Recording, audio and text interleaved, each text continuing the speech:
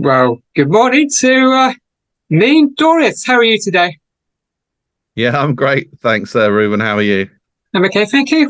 What been up to in the music industry? So, yeah, we're looking forward at the moment to releasing the first single from my debut album in a couple of weeks' time. We have been busy in the last year leading up to that, releasing some other tracks. We just kind of wanted to start building up a following, a bit of a profile over that period of time. But we're excited to be turning over the next chapter and yeah, releasing songs and working towards the release of the album, which will be released next year.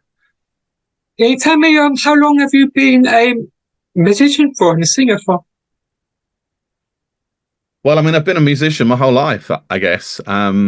In terms of my interest in music and my passions, I started learning instruments at a very young age, a bit of recorder at school, a bit of acoustic guitar at school, used to sing in the choir at school. I learned cornet in a local brass band in the town I come from Cornwall. And then a little bit later in life, started learning piano as well. So I've always played and been around instruments, but never did anything with them professionally, I guess.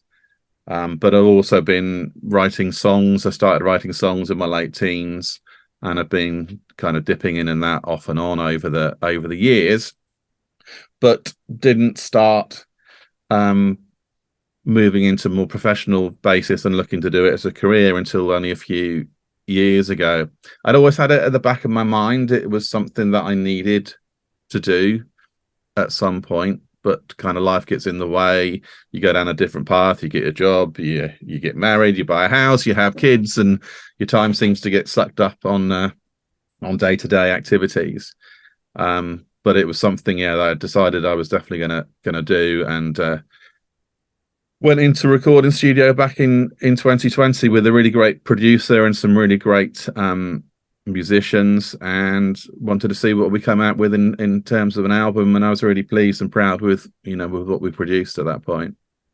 Can you tell me how David Grant got involved with you? Well, David, I went to started working with about 4.5 years ago. And this was when I decided, right, it was time to do something about this. And I decided that I wanted to do the best job possible. So I wanted to get some vocal coaching before I went into the studio and started recording. And I was kind of looking around on the internet and various people were coming up, and up popped David and Carrie Grant. And I was like, well, at least I know who you are. These other people are coming up. I've got no idea, who you are, what you're doing, how good you are. But I remembered David and Carrie being on Fame Academy back in the day as judges and vocal coaches there. And obviously David's been on the sharp end of the music industry in the past with his solo hits in the 80s with links to the band and with Jackie Graham. And they said they were North London based, so I assumed they weren't too far away from me. So I got in touch and started seeing David for vocal coaching activity. And I think as part of that exercise, I started playing him some of my songs. So I think normally, you kind of go in, he has a pianist there, you do some kind of vocal exercises, and then give the pianist an existing song, to sing for practice, and he would give you coaching on. And I was kind of like, well, I don't want to get better at singing other people's songs. I want to get better at singing mine. So started playing him some of my songs as part of that process, and got some really great feedback from him from the songs. And I think he was generally very impressed with the quality and the level of songwriting, which was great to get from someone like him. And he's been incredibly helpful on my journey and along this process. It was him who ended up putting me in touch with the producer that I ended up working with on the album, which is a guy called Will Hicks. And Will's worked with a lot of great people. So I think his biggest claim to fame is he produced Ed Sheeran's Perfect, the global smash hit, and has worked with a lot of other interesting people. So it was great to to be in that environment and work with that caliber of people on this project. There was a guy called Fred Abbott who was in the band. They were in the Whale, who contributes on the album.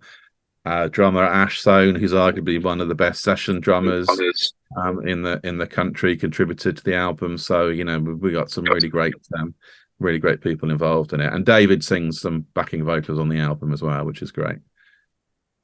Can you tell me more about your first single coming out on 2nd of June, Marie? What's that all about? So Marie is actually one of the older songs that appears on the album. I would say it was actually written about 28 years ago, that song. I think on the album as a whole, there's probably about 3 tracks that have been written in various periods over the years, but most of the tracks are fairly new songs that have been written in the last couple. But Marie is definitely the exception there. And it's kind of great that a song written that long ago still feels contemporary and has kind of stood that test of time, and has been chosen by the team as the first one to release from the album. So it's a very upbeat, up-tempo song, and it's a song about chasing your dreams, having belief in yourself, and being true to yourself, and being who you should be and who you want to be. So it's got a very positive message around that track. A lot of my songs, my songwriting style is that I'm a storyteller, so all my songs need to have something to say, hence the name of my debut album is called Something to Say. Some of them are personal and semi-biographical, but a lot of the times they can also be fictional stories. I quite like kind of making up scenarios and trying to tell that story over the period of a song. But we also have a second track coming out on the 2nd of June also, which is very important to me. And it's a track called Thank You for Being a Friend, which is a cover version of a song by Andrew Gold. And it's linked in to the Music for Dementia campaign and Thank You Day, which is happening on the 2nd of July this year. So they've made that song. Well, that song is going to be the anthem for Thank You Day 2023, which is a day where we look to thank the carers in society, and not only the professional carers, but carers that look after their loved ones. And we're particularly talking about the association with dementia here. Both my parents suffered with dementia. My mum had it from quite a young age. She had early onset dementia, and my dad cared for her lovingly and diligently over a long number of years until he finally got diagnosed with dementia himself. But I think there's a lot of people in that situation where they have family members or loved ones with dementia, and there's a lot of people selflessly caring for those people for a long period of time, and I think it's very important that they get some acknowledgement and thanks for that. So Tony Christie, the artist, got diagnosed with dementia at the beginning of this year, and he's working with Music for Dementia, and he's releasing his cover version of that same song with an all-star band. But I thought it'd be important for me to do my own take on it, which is quite different from the original, to help raise awareness for the Music for Dementia campaign and Thank You Day that's happening this year. Hope all goes well with your first single releases in June. Can you tell me more about your debut album, Something to Say? So Something to Say, yeah, it's been I guess it's been quite a long gestation period. As I said, some of the songs on there have been written over a longer period of time, some more recently. The tracks that we originally recorded in 2020, most of them are on the album, but there's a few newer ones that have been written and recorded since then are going on there as well. And it's a body of work I'm really proud of. Like I said, we've got some great contributions from other people on there, and it's got quite a good range of my different kind of musical styles on there. I think a lot of my songs that seem to relate to people are perhaps the more kind of stripped back, slower, quieter, emotive songs. And there are certainly a good mix of those on the album, as you know, as well as the more up tempo, traditionally more radio friendly songs like Marie that's coming out in June. And again, in terms of subject matters, there's some very personal songs on there. Um, there is a song about my hometown in Cornwall, which I wrote shortly after my parents died. I think losing my parents kind of was the last remaining tie to the hometown, and it kind of made me reevaluate a little bit how I felt about it. So that came out in song. There's another track on there about how I felt after tragically losing a friend who took his own life towards the end of 2020. There's some hard hitting kind of subject matters on there. Another one about a friend who's terminally ill, who still has a great attitude to life and is an inspiration how he carries on living his life. So yeah, that'll give you a little bit of an insight of what's in store on Something to Say to come. Do you know when the release date is yet? We're going to wait and see how your singles go. It's not fixed in stone yet. It will be next year. We've got a plan to release some singles up until that point. And I think another festive single this year in December is on the cards currently.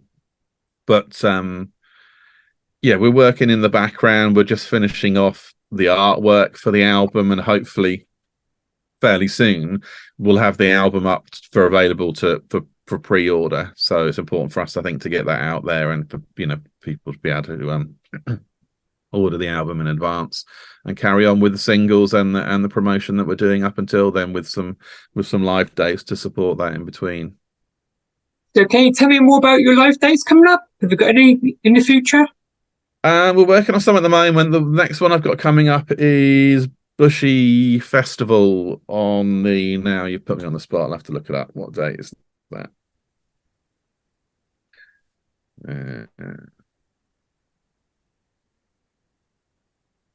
9th of July. July, yeah. So that's coming up, and we're working on some other things at the moment. I think we'd like to get a support slot with another artist if we can, which is what we're trying to work on at the moment. So there might be a tour when your album comes out next year. Yeah, I'm sure we'll be doing some activity when the album's released to support that for sure. Can you tell me whereabouts people can find the Gleeman on social media? Sure. So I'm on Facebook, the Gleeman, Instagram at the Gleeman official, and there's also a website, www.thegleeman.co.uk, and obviously I'm on all the streaming platforms that is available, so you can just search the Gleeman online, whether that be Spotify, Apple Music, or any of the rest of them, to check out the catalogue that's released so far. Before we finish this interview, can you tell me more about the Gleeman? What describes the Gleeman? Well, the Gleeman, in terms of the name, Glee, excuse me, a Gleeman is a medieval term for a traveling musician or traveling minstrel who would go from village to village telling stories with his songs. Glee is actually an Old English word for music as well. So literally the Gleeman is the music man, and I do come from down your way because you're from Cornwall as well, Ruben, right? Where I'm from. Yeah. So yeah. Where she Yeah. born? In Truro, I was born. Yeah. Mhm. Yeah. So thank you for chatting to me today. You're welcome. Thank you very much for having me on.